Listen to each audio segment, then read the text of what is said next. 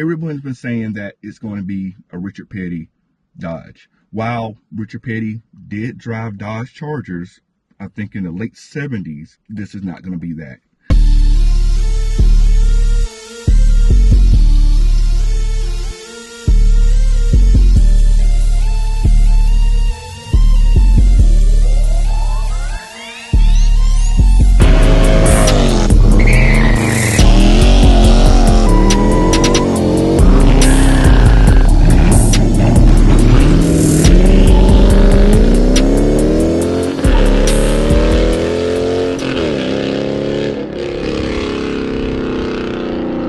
YouTube family, what is going on? Welcome back to the channel, man. Thank you so much for tuning into this video. If you are new to the channel, do me a huge favor. Make sure you hit that subscribe button to lock it in for the long haul. We do a lot of car related things on this channel. We want you around for the long haul and all that we got going on. So make sure you hit that subscribe button. And if you've already done that, thank you. Thank you for already subscribing to the channel, supporting me on this YouTube thing. But we're not going to hold you too long. Let's go ahead and get into the topic of today's video. You see the title and you see the thumbnail. So this is what we got going on today on this video. Dodge has already released 4 out of the 7 special model cars that they have coming out. All the cars that they have released so far have been the 392s, which we knew they were going to do 4 of those. The Shakedown, the Swingers, and the Super B, which they already released. So we have 3 more cars left for them to do. We know that one we released at SEMA, and we know there's 2 more to be released before then. Based on what we know with the releases, we know that the last 2 cars that are going to be released outside of the SEMA one are going to be the Hellcats, based on these tarps saying they are the 6.2 liter HO models, which HO we're going to assume stands for high output. So we're going to assume that these are the 6.2 liter Hellcats that will have the increase in horsepower based on what we're seeing here, right? In addition to the tarps here, that gives some clues of what the cars are going to be, we're talking about the Hellcat specifically. I actually came across a picture that may give even more clues as to exactly what these cars are going to be. So I want to dive into that, share some thoughts with you guys, and let you know what to expect. So for the next 2 releases that we have, we're going to have a release this Wednesday, and we're going to have a release next Wednesday.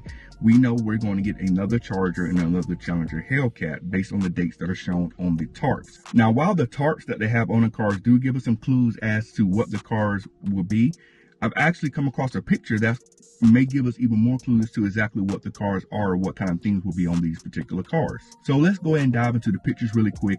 So first, let's dive into the picture here now. I'm gonna put the picture of the tarps that we have up here now. So if you're looking at the pictures right now, you see that we have 2 cars here. Looks like the top is going to be the Charger for sure, based on the shape of the car. 6.2 liter high output, coming out September 14th, and you can see the production number is going to be 300. So that means these cars are going to be extremely rare, extremely rare than anything that's out there. And you see the other car that's in a black tarp with kind of a scaly looking pattern on there. That was also a 6.2 liter with the high output. That's going to be September 21st. That is going to be the following Wednesday, which also is only going to be 300 production number on that one. Some more pictures here. Now, while those do give some clues as to what is going to be under those tarps, actually the picture I've been mentioning here actually is going to give us even more clues as to exactly what Dodge is going to be releasing over the next 2 weeks. So let's dive into that really quick. Now, if you've been watching my community page, I did share that a picture, just wanting to get people's thoughts on what's coming out and things of that nature. And the reason I waited to make this video, I wanted to see how legitimate everything was so far. So I'm gonna put the picture up here if it's not already there. In this picture, you can see there are 6 pictures of cars here, and we can go through each of the cars here. We see that in the upper left hand corner is the Swinger that just came out, right?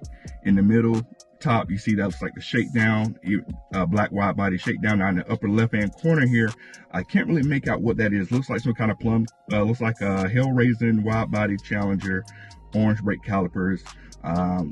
Maybe it's a 2-tone, something with a black roof and top and something like that. Not exactly sure what that one is. Now, that could be the SEMA car or something of that nature. I'm not sure, but that one has not been released as of yet. Now, if you jump down to the bottom row, you see that we have over in the bottom right hand corner, we have the Super B, the B5 blue one. Even though that's showing as a wide body, we know that the wide bodies are only going to be plumb crazy, but this is showing it as the B5 blue, which is going to be in that variant or whatever. But we already know those cars come out. So far, based on the cars that we have seen, this seems to have held true. We got the Swinger with those exact colors and that exact graphic. We got the Shakedown and that color and exact graphic. We got the Super B down there. Granted, it's not a wide body. It's not the wide body B5 Blue, but everything else seems to be pretty accurate. It does appear to have the Demon wheels on there. It's wide body. It has the Shaker, not the Shaker, the Super B sticker graphic on there. So that seems to be true. Now the upper right hand corner, we don't know yet because that one hasn't released. So we can pretty much bet this leaked picture is pretty much true. But I want to bring attention to the cars that they have not released yet. And if you look in the bottom left hand corner there, it looks like a black Challenger with a Gator style graphic on it, which looks similar to the tarp on the Challengers that's going to be released September 21st. Beside that, we have an orange Charger wide body. It may be a Hellcat. We're going to assume it's going to be a Hellcat that has the black graphic over the tail, similar to a Daytona that says King Daytona on it. But I want to talk through exactly what these models are. So the first thing I want to talk about, this one is pretty much self-explanatory. I think this one is clear-cut what it's going to be here. Looking at the Challenger, let's start with that Challenger with that black Gator style roof. Now looking at that and looking at, if you go into the website, Dodge's website, where it shows all of the garage doors, one of the garage doors has a ghost that is black. This car right here, the Challenger that is going to be released on the 21st, the high output Hellcat that we're going to assume that's what it's going to be, is going to be the Black Ghost. If you're not familiar with the Black Ghost, quick summary of the story behind the Black Ghost. It is a Challenger, I think it had a 426 if I'm not mistaken, owned by a guy in Detroit. Crazy story, ex-military, ex-cop, who street raced his Challenger. This Challenger had hood pins. It had the black Gator top. It was a Challenger RT Special Edition. Had a lot of options and stuff on it. Had all black, like I said, the black Gator roof on it. It had the white Bumblebee style tail stripe on it as well. So it's safe to say that this Challenger that he bought was pretty well optioned for his time. I think at the time this car came to $5,300, which now is not a lot of money, but then that was a lot of money for a car like that. And I think he ended up putting a 440 in it, had the 410 gears, the hood pins, things of that nature.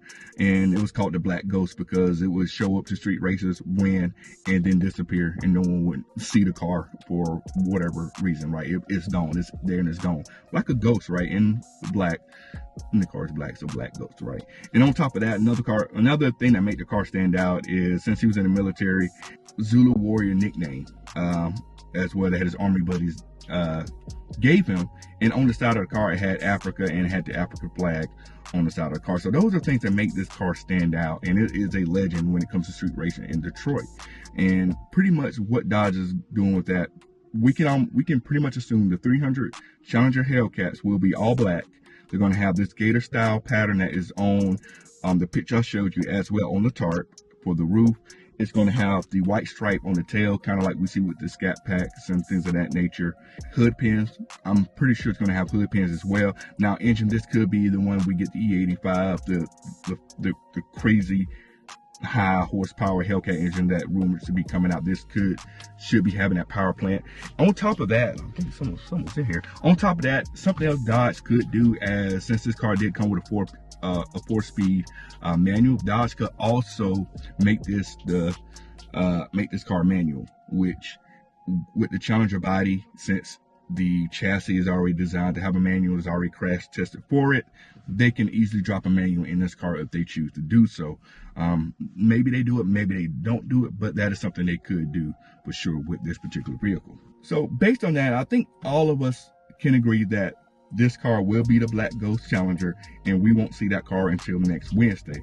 But it's going to get interesting with the Charger that's going to come out this Wednesday. So let me give you some details that I noticed to tell you exactly what this car is actually going to be. So based on the picture shows with the Daytona, well, I keep saying Daytona, with this Charger, it shows that it says King on it. Now, the tarp itself does have crowns to insinuate King, but the car on it has King Daytona on the side. Now, when it comes to Dodge and King and things of that nature, everyone has guessed that this is going to be a NASCAR edition Charger with the high output, you know, Hellcat engine. But I'm going to say that's not going to be the case.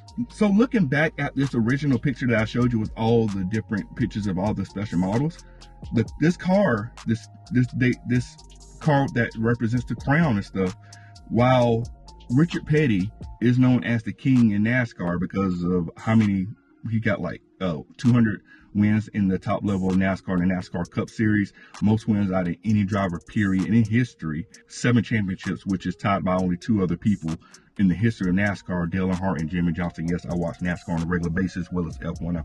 I'm in the cars, you get that, right? Everyone's been saying that it's going to be a Richard Petty Dodge. While Richard Petty did drive Dodge Chargers, I think in the late 70s, this is not going to be that. This picture here shows King Daytona. Now, based on Richard Petty's history, I had to look this up. I've never seen him drive a Charger Daytona at any point. So to me, it doesn't make sense that they would make a Charger Daytona to tribute Richard Petty if he never drove one. That doesn't make sense. Also, the color choice of this car, if the color choices on this particular thing is orange, Richard Petty is not known for an orange car. He is known to have a blue car, you know, the Petty blue, kind of like the powder blue, similar to North Carolina Tar Heels blue. That's the blue that he always ran on his cars. Orange was usually kind of the secondary color based on his sponsor, STP. Yes, I told you, I do watch NASCAR a good bit now. It just doesn't make sense to have a fully orange car to commemorate Richard Petty and whatnot. But here's the thing, everybody's thinking, okay, if it's not going to be Richard Petty, then who? I did some digging here. So I looked up, you see the tail stripe on this picture says King Daytona, and I looked up King Daytona. Where did this come from? King Daytona, actually, Dodge is actually going to do some tributes to some street races for these cars. King Daytona goes back to a guy named Big Willie Robinson, who owned quite a few Charger Daytonas. His wife also owned a Daytona as well. They had the King and Queen Daytonas. I can show you a picture of his car here as well. I'm gonna put it up on the screen. His car, orange car. If you look on the tail stripe of this car, this is just a model. The actual car was destroyed some years ago. The only pictures I have of it now is kind of like black and white pictures, but the model here is an orange car, and on the tail it says King Daytona. And a little bit backstory him. He is ex-military as well, from Louisiana, moved out to California, and one of his goals was to bring people together through cars. Like, he wanted people to get out of the streets from racing, wanted to get it to a spot where everybody can just have fun, come together, race the cars without police interfering, things like that. He actually worked with local police to make that happen. So that is a pretty dope story about someone using cars to try to bring a whole community together. He moved from Louisiana. He got tired of kind of the racial stuff that was going on down there. This is just, if you want to look it up, you can look it up yourself. He moved out to California and wanted to, you know, bring people together out there. Based on, like I said, based on the color scheme of this car, with it being orange, and his car, I think it was a Hemi orange. If you see for the model car I have here, it makes sense that this will be the car to commemorate him. Now, not as well known as Richard Petty, of course, but definitely seems to be pretty big into the car community because there are quite a few articles on him out there. Now, I know a lot of people saying, why not Richard Petty? Richard Petty represented Dodge and things like that. Now, there are a couple reasons why. I know people still think it still could be Richard Petty and things like that. I still don't think it's going to be Richard Petty inspired Dodge Charger. There's a couple more reasons why. Richard Petty, he's still heavily involved with NASCAR and his racing team. Right now, his team runs Chevrolet. Even though he does have a performance shop that does a lot of performance upgrades to the Mopar platform. Maybe somewhat of a conflict of interest if he owns a NASCAR team that has Chevrolets running, but Dodge releases a car with his name on it. Maybe a conflict of interest there, and they may not want to go down that route. And as I stated before as well, the car is going to be called King Daytona. It's going to have that graphic on the back of it.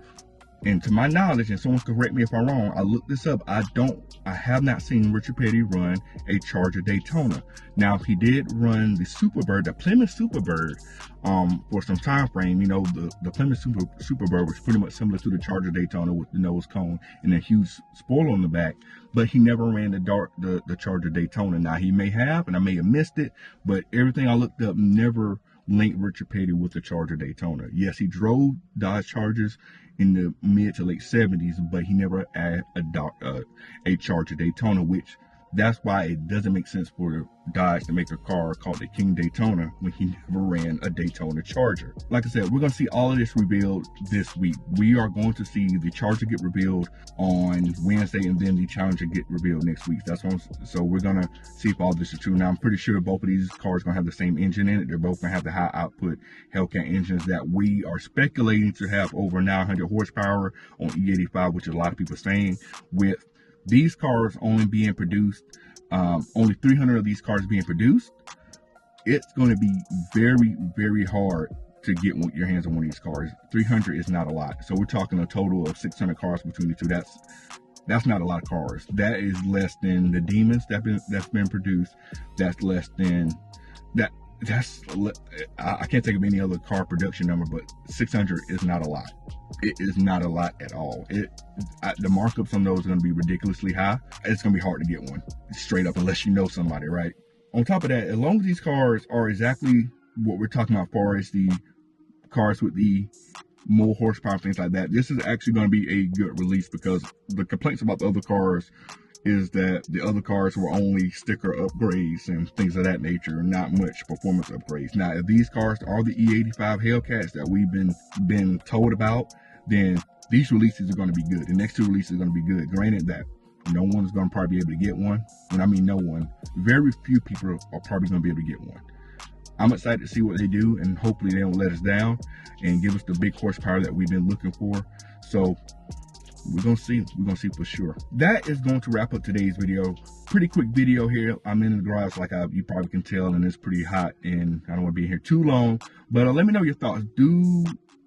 Is what I'm saying making sense? Does that make sense to do the King Daytona and the Black Ghost? I know the Black Ghost car is pretty well known out there. It has many YouTube videos, whole articles about it, things like that. It is a well-known piece of work, and people know about the Black Ghost. Now, I'm not sure how many people know about the King Daytona. I personally haven't heard about it before today until I did my research on it. So that one may come as a shock to a lot of people that may not know about it. If Dodge goes that route and releases the King Daytona tribute to Willie Robinson, then people may not know about him as much, so they may not get why it's called the King Daytona and things like that.